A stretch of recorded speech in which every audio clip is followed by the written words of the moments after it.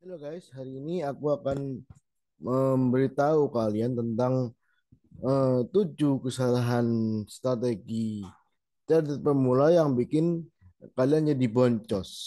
Oke, yang pertama adalah tidak memiliki trading plan ya. Jadi ketika kita eh, mau trading saham atau mau investasi saham atau mau trading di elemen apapun, kita harus memiliki trading plan. Tujuannya agar kita mengetahui eh, bagaimana kita memperlakukan emiten tersebut. Misalnya kapan kita beli, kapan kita jual, kapan kita harus stop loss ya. Jadi trading plan itu pun dipakai di semua elemen investasi ya, seperti kayak saham, kripto, ataupun forex, ataupun gold, ataupun komoditi lainnya yang berbasis dengan chart ya. Nah, jika kalian tidak memiliki trading plan, artinya uh, kalian tidak memiliki strategi. Kapan harus beli, kapan harus exit, dan kapan harus stop loss. Nah, ingat ya, jadi trading plan itu harus digunakan ya, supaya kita bisa meminimalisir kerugian dan bisa memaksimalkan keuntungan. Oke, berikutnya adalah, nah ini strategi berikutnya yang salah itu adalah ketika FOMO ya. FOMO itu apa? FOMO itu adalah fear of missing out atau takut ketinggalannya. Jadi takut ketinggalan ketika harga sudah naik. Nah, teman-teman ingin segera membeli ya. Padahal ketika sahamnya masih atau emitennya masih belum naik, kalian masih nggak mau beli. Padahal ketika itu plannya masih sesuai ya. Nah, ketika sudah naik, udah capai target TP, teman-teman baru beli. Ya, itu strategi yang salah ya. Nah, kalau trader pemula kebanyakan itu selalu ngelihat saham yang naik doang tanpa memikirkan bagaimana resikonya ya. Nah, nanti ujung-ujungnya mereka akan cuci piring ya. Nah, kecuali kalau kalian berniat untuk scalping. Scalping itu misalnya kayak trading-trading jangka sangat pendek ya. Misalnya kayak ambil 3 pips atau 4 pips dari plan itu, dan tentu harus juga melihat risk rewardnya ya. Risk rewardnya berapa. Misalnya ketika kalian beli saham di harga 500, supportnya adalah 480.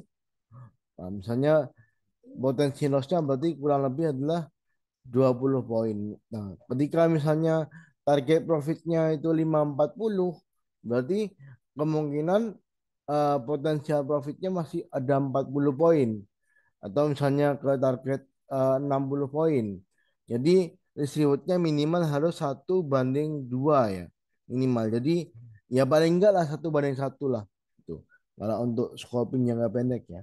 Nah, mereka yang selalu terpesona akan kenaikan harga, tapi mereka lupa bahwasanya harga yang naik itu juga pasti bisa turun dengan dalam juga ya. Nah, itu.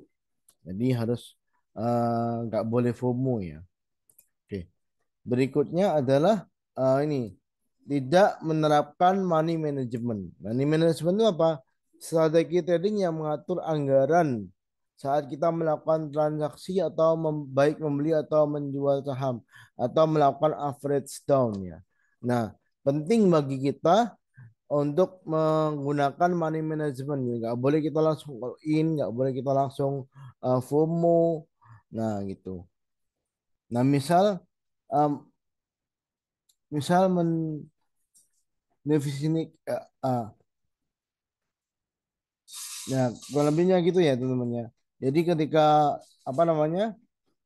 Ketika tidak menerapkan money management, kebanyakan kita akan cenderung loss daripada untung ya, kurang lebih gitu. Nah,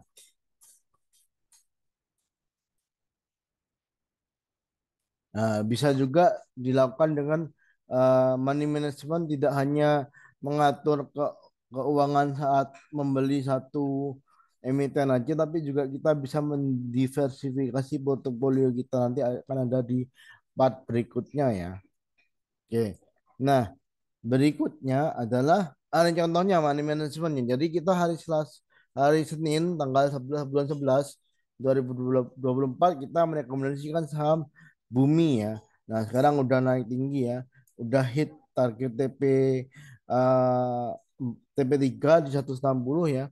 Nah, waktu itu hari Selasa open di 127 ya. Ini cocok masih ada, bisa dilihat harganya masih 127 ya. Nah, ketika itu harga Bumi open 127 langsung naik ke 134 ya. Nah, kita bagaimana cara masuknya ya? Kita masuk dulu, misalnya katakanlah 20% dari anggarannya. Lalu setelah itu, nah, ketika dia koreksi dan tidak jebol support ya.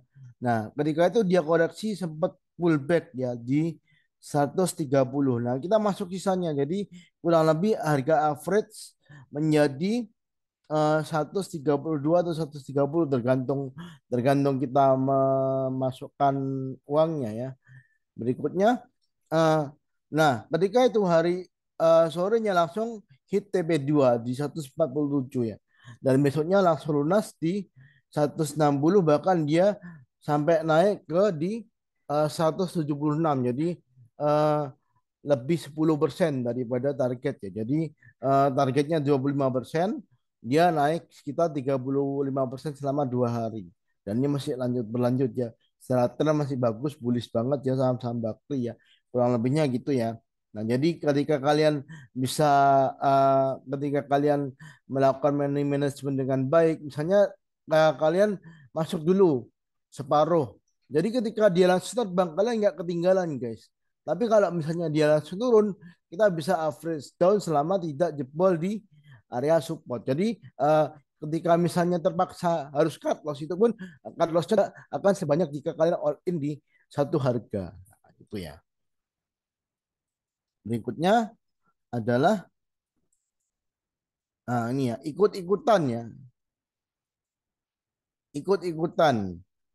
Kecenderungan trader pemula itu ikut-ikutan tanpa tahu arah dan tujuannya. Jatuhnya mereka akan cenderung terkena pom-pom atau pump and dump atau sell on news. Maksudnya pump and dump itu bagaimana? Jadi ketika misalnya aku memiliki kepentingan dengan kelompokku ya. Nah, aku sudah membeli saham itu di harga bawah. Misalnya di harga 100. Nah, ketika itu sahamnya udah naik 150, kita baru merekomendasikan grup di grup lain atau di sosial media. Nah, saham ini akan naik senilai Rp200. Nah, jadi masih ada potensi 50 poin. Kita memberi harapan 50 poin. Modal ketika itu target kita adalah 160 ya. Ya, jadi kita naikkan sebentar dari 150 ke 160. Kalau kalian nggak cepet TP, langsung dia ambles lagi ke bawah. Nah, padahal kita udah beli dari bawah, yaitu namanya pom-pom atau pump and dump atau bisa juga terkena sell on news. Sell on news maksudnya adalah ketika misalnya ada sebuah emiten yang uh, akan melakukan laporan keuangannya, me, akan apa, merilis laporan keuangan atau menunjukkan laporan keuangannya. Nah itu kebanyakan investor besar atau trader-trader yang memiliki dana besar atau investor tetapnya mereka udah tahu itu laporannya akan bagus. Nah, jadi mereka akhirnya beli di bawah ketika harganya turun, ketika newsnya keluar harga itu udah naik tinggi guys. Nah kalian tinggal dapat sisa-sisanya doang, itu namanya sell on news ya. Jadi kita harus tetap melakukan analisa ya, do your research. Berikutnya, terus tidak disiplin cut loss atau menerapkan trading plan ya. Nah, jadi ketika kita salah strategi dalam trading itu cut loss itu adalah suatu yang wajar ya. Kecuali kita invest, kecuali kita tahu prospektusnya bagaimana dan kita uh, tahu laporan keuangannya bagus atau misalnya prospektusnya itu bagus memberikan dividen yang besar. Nah, itu kita uh, boleh tidak pakai kartu, tapi itu pun juga salah ya toh ya. Jadi ketika kita nggak ngerti, kita nggak ngerti prospektusnya, kita hanya trading atau istilahnya sebagai spekulan ya. Nah itu kalau kita nggak menerapkan cut loss akhirnya saham itu kan akan turun lebih dalam. Padahal cut loss tujuannya adalah ketika kita salah strategi supaya meminimalisir harga saham tersebut tidak jatuh lebih dalam ya gitu. Nah, jadi ketika misalnya sebagai simulasi ya, misalnya kita cut loss di saham ABCD sebanyak 3 sampai 5% kurang lebih. Nah, kita membatasi risiko kan untuk tidak turun 10%, 20%, 30% dan seterusnya. Nah, dengan kondisi market yang tiba-tiba koreksi misalnya beberapa hari ini kan ISG sering merah toh. Nah, itu atau ada sentimen negatif dari market itu sendiri misalnya kayak Indonesia lagi resesi atau misalnya lagi ada demo besar-besaran sehingga membuat market itu tiba-tiba jatuh atau misalnya ada isu korupsi atau isu dari emiten yang laporan keuangan jelek, tiba-tiba dia koreksi ya. Nah, koreksi dalam kita hendaknya cut loss dulu sesuai dengan trading plan yang udah dibuat ya. Nah, akhirnya misalnya kita uh, setelah mengamankan modal kita menemukan emiten lain yang berpotensi. Misalnya tiba-tiba ada laporan keuangan bagus atau ada sentimen bagus, kita beli. Nah, bisa jadi kita BEP ya. BEP break even point atau uh, balik modal bisa juga bisa bagus lagi kita bisa profit ya. Jadi misalnya kita cut loss di saham ABCD 3 sampai 5%, ternyata kita uh, cuan di saham lain 10%. Jadi masih ada plus 5% kurang lebihnya gitu ya. Nah, jadi ketika kita nggak mau cut loss ketika saat sahamnya lebih turun lebih dalam, akhirnya merusak psikologis trading kalian sendiri ya, nggak bisa tidur dan lain sebagainya ya. Atau misalnya tanya-tanya terus uh, akhirnya jadi terpaksa jadi investor itu nggak baik ya ketika kita nyangkut terus kita jadi investor itu bukan alasan yang bijak. Jadi kalau nyangkut nyangkut aja akui kesalahan terus belajar lagi ya. Gitu. Nah, gimana exit strateginya kalau itu ya kalian harus ini apa menganalisa lagi, wah ini harusnya di cut atau di average down atau uh, dibiarin dulu. Nah, itu keputusan yang berat ya ketika kalian tidak bisa melakukan analisa secara teknikal ataupun analisa fundamental yang kalian ketahui ya, kurang lebihnya gitu. Oke, berikutnya adalah ah, terkena dividend trap ya. Dividend trap itu apa? Dividend trap itu adalah ketika perusahaan membagikan dividen yang sangat besar, sebaiknya investor itu membeli jauh-jauh hari ya, tidak menjelang exit seperti kayak halnya 2 hari, 3 hari sebelum emiten itu membagikan dividen exit ya. Nah, itu akan membuat kalian menjadi rugi karena kenapa? Ya walaupun tidak semua ya, tapi kebanyakannya, mostly seperti itu ya. Kebanyakan gitu. Jadi ketika misalnya kalian membeli saham ABCD dengan dividen Rp450 di harga misalnya katakanlah di harga 10.000 per lembar saham atau di 4.500 atau di 5.000. Nah, misalnya gitu. Nah, ketika kalian membeli 1 atau 2 hari menjelang exit, kebanyakan ketika dia setelah exit, misalnya exitnya tanggal, let's say exitnya tanggal 3 November misalnya. Nah, hari ketika 4 November harga itu akan turun sama dengan besarnya dividen tadi. Misalnya dividen yang dibagikan Rp450. Nah, itu akan turun senilai Rp450. Jadi misalnya kalian itu beli di harga 5.000 terus minus Rp450 berarti tinggal berapa? 5.000 dikurangi 400 tinggal uh, 5.550 ya, 4.550. Jadi kalian akan minus dalam. Sebaiknya kalau kalian ingin membagikan dividen minimal ya, minimal 1 sampai 3 bulan sebelum perkiraan pembagian dividen. Gimana caranya kita tahu? Nah, kita bisa lihat tuh track record atau historical dividennya ya. Ada di sekuritas masing-masing di ATE, ada di Google juga banyak. Ya, kurang lebihnya gitu.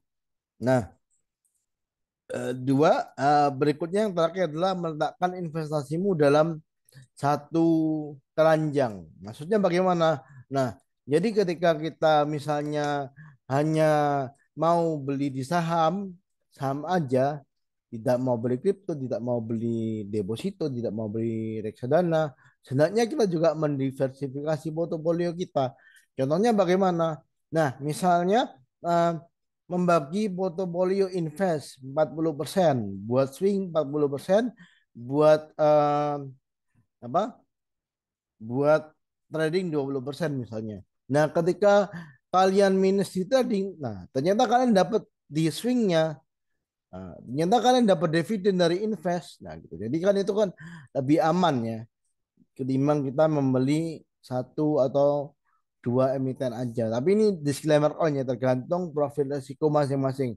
Nah, berikutnya atau membagi juga di aset lain, misalnya yang aman seperti kita punya saham, kita punya obligasi, kita punya reksadana atau deposito, kita punya emas itu juga bisa ya, tergantung profil risiko masing-masing. Nah, kesimpulannya adalah selalu harus memiliki trading plan yang jelas.